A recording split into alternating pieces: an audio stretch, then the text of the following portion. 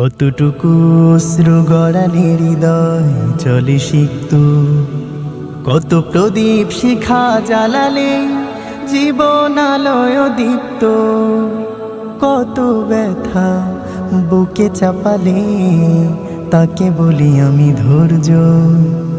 নির্মমতা কত দূর হলে জাতি হবে নির্লজ্জ।